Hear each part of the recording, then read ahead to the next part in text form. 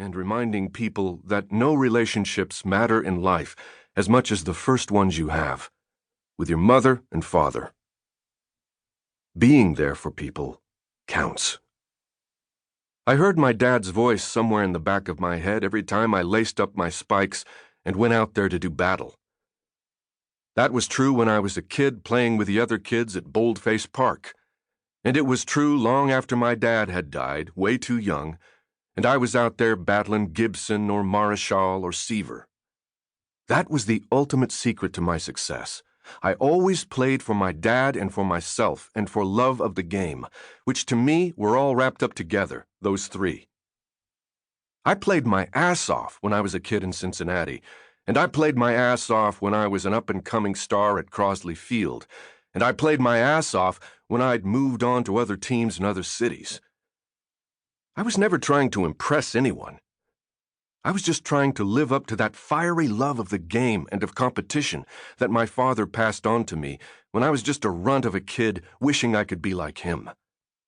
I played hard because that was what made me feel alive. That was what made me feel like myself. I played hard, harder than anyone, because that was what made me feel close to my dad, even years after we'd buried him. Part 1. Growing Up. Chapter 1. Big Pete. I grew up in Cincinnati, Ohio, close enough to the Ohio River that one time my mother stood out on the front porch of the family house and fished in the river. If you took a look now at the view of the river from that porch, looking out beyond a steep slope my friends and I used to sled down in wintertime, you'd think I was pulling your leg. But my mom really did fish from that porch when she was a girl. I ain't going to tell you anything in this book but the truth. What would be the point of setting down my story for people to read long after I'm gone if I'm not going to stick with the truth? I don't know if my mother caught anything fishing from the river. I don't know if the family fried up some fresh catfish and ate it for dinner that night. I just know Mom fished from our porch during the Great Flood of 1937. The worst natural disaster in the history of Cincinnati. Almost a quarter of the city was underwater. My mother was born in that house, where I was born and raised. It wasn't fancy, and it wasn't big, but it was just fine for our family, 2 levels with an attic and a basement. My mom and dad's bedroom was right up front, and I had a little bedroom in the back. I didn't have many chores. Sports were everything, and that's what my dad wanted me focused on. But back in those days, you heated your house with coal, so when we'd get a delivery of coal, I'd have to go outside next to the house and shovel that coal into the basement, even if it was snowing hard at the time. From there, you'd load it into the furnace to heat the house. Coal dust was everywhere, but it got the job done. We lived through some cold winters in that house.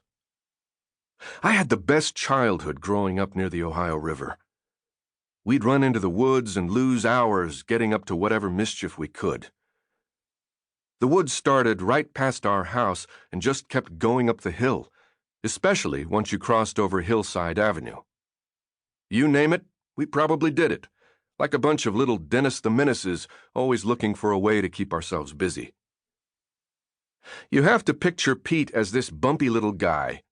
Sports writer Big Bill Staubitz remembers from those days. His family cut his hair.